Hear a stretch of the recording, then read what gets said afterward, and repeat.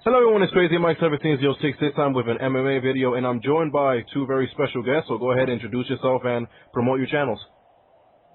Byron Giant, YouTube/Byron Giant. Look me up everywhere. BCMVP11 on YouTube, youtube.com/BCMVP11. You'll find me there, and on Twitter at BCMVP11. Alright, and so I have so many topics that I really want to get into, but in this video, there's going to be a lot of topics that all fall into one topic, and oh my goodness, I keep using the word topic a little bit too much. Let me stop using the word topic, because I've been using the word topic too much, even though I'm trying to stop using the word topic. Oh my goodness, I got to get back to the video. Now, as you guys know, MMA has been evolving so much, and fans are getting mad at this to some extent, because what's going on now, as fighters are becoming more and more technical, fans want to see rock'em sock'em robots. Fans want to see fighters just go out there and use no skill whatsoever. You know, fighters are slowing down, fighters are getting better, becoming more patient, they're learning the game a lot more, but, you know, you have so many ignorant fans out there that they just, it's like they don't appreciate it, because again, they just want to see rock'em sock'em robots. And guys that have been accused of being boring, let's say like George St-Pierre, and it's just a complete and utter mess.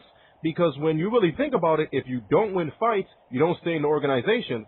So in some ways, you can't just go out there and be completely crazy, because if not, you lose your job. But then now you have fans saying, well, you know, this fighter is boring. What do you guys think about that?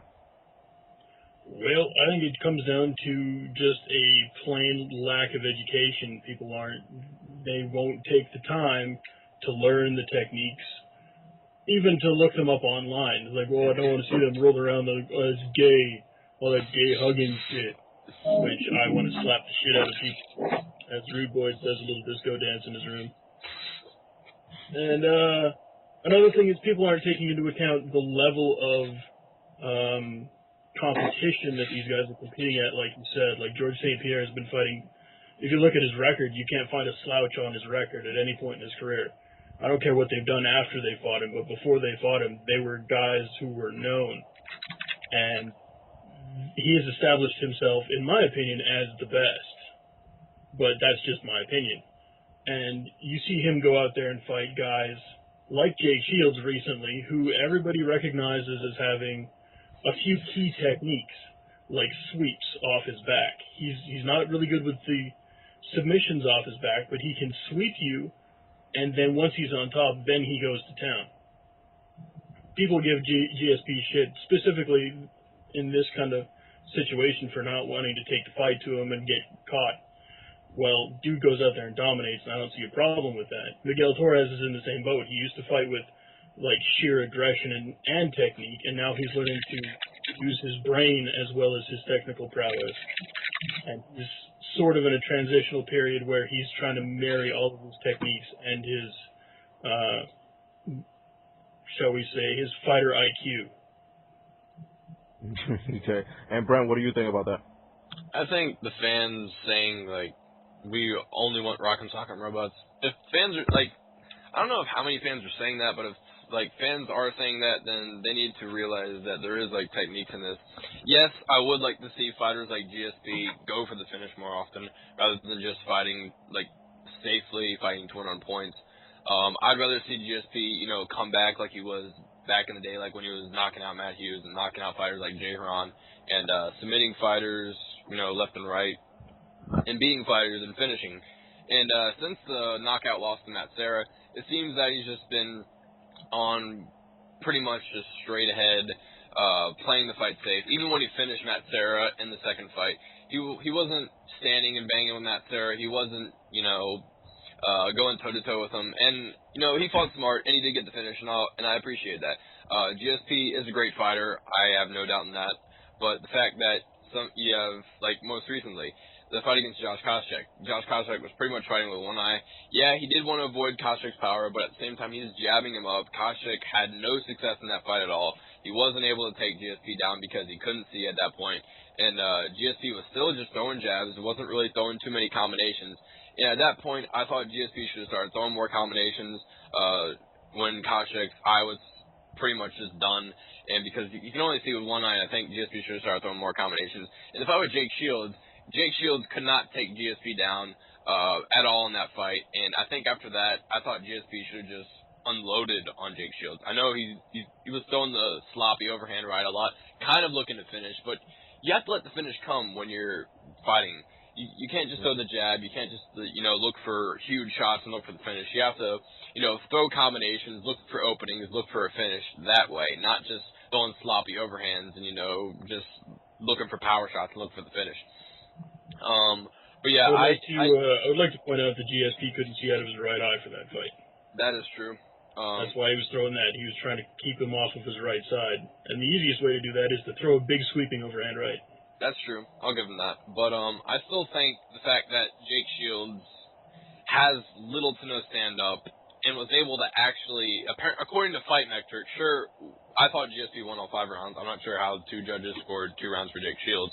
Yeah, but at the same time, it's like Jake Shields' stand-up might be one of the worst in the welterweight divisions. And GSP is still a very talented striker, and I thought GSP could have finished Jake Shields in that fight if he had put combinations together rather than just looking for that overhand right.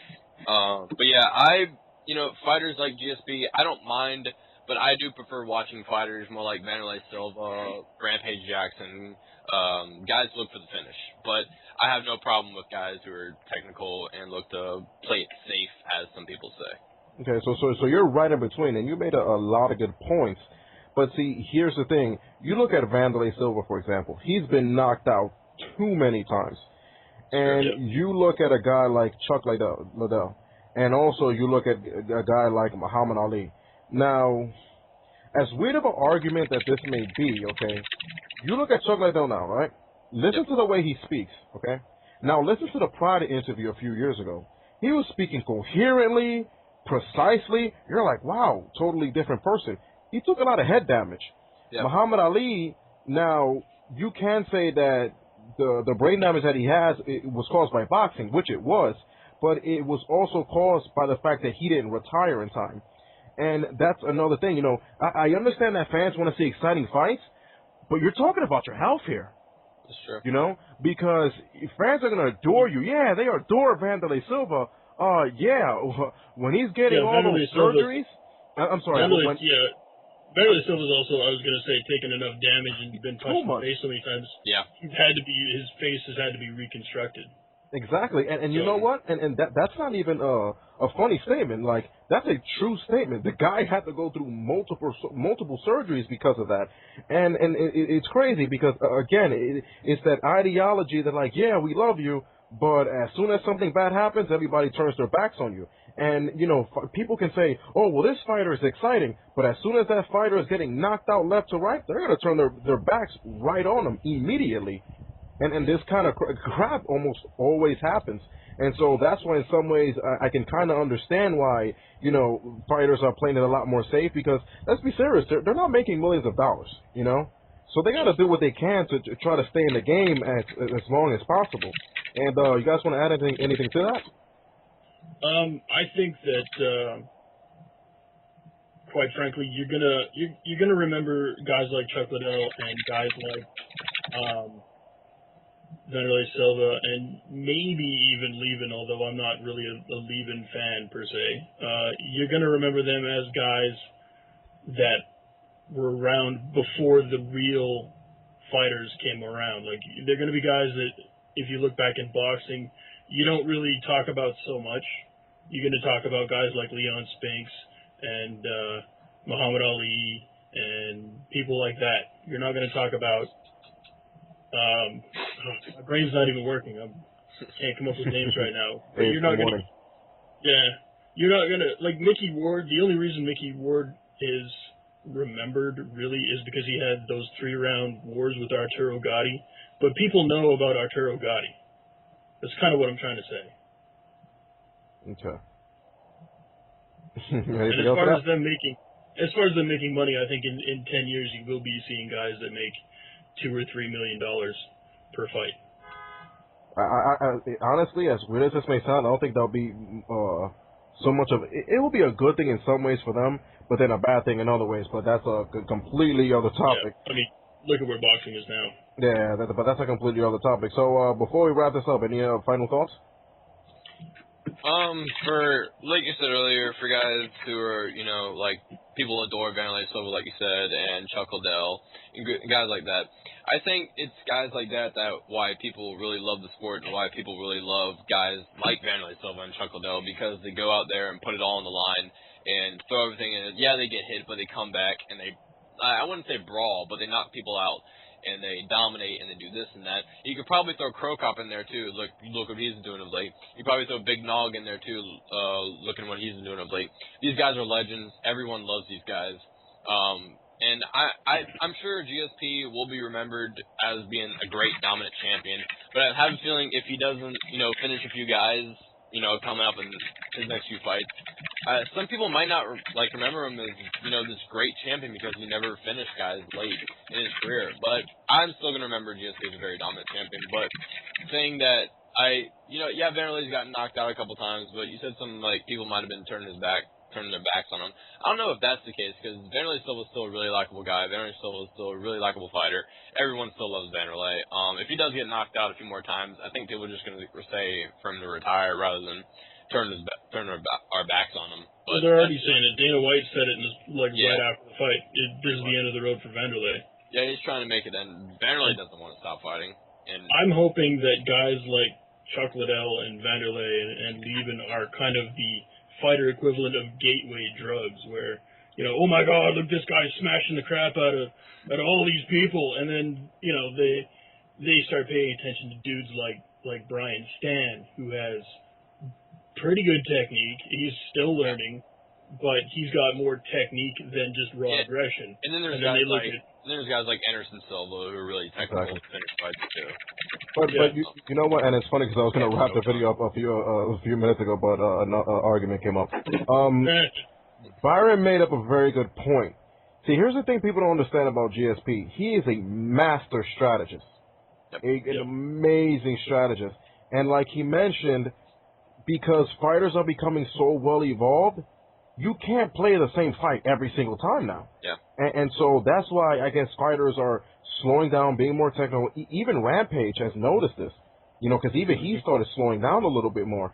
Because here's the deal. If you just go out there and just freaking swing, eventually, and this happens all the time, people are just going to look at footage and say to themselves, okay, here's the perfect game plan against this person, and they're going to execute. And that's why I can kind of understand why fighters are slowing down and why fighters are not also trying to be aggressive. So it's not just because they want to take less damage, but because they also want to be a lot less predictable. Would you guys agree with that? Yeah, I would agree. I would say that it's you're going to see a lot more of jack of a trade, master of none type fighters.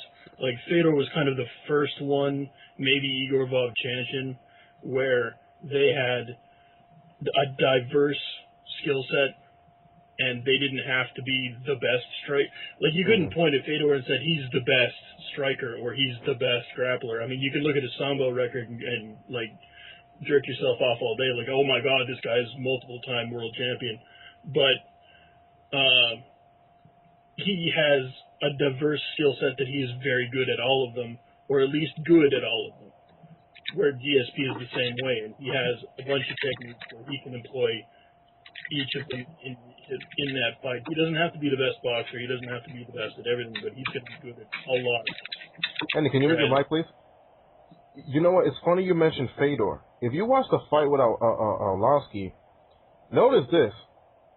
When he punched, he didn't aim for Arlovsky. He aimed for the air. Yeah. You guys are probably listening saying, what, he aimed for the air? Crazy Mike, what are you talking about?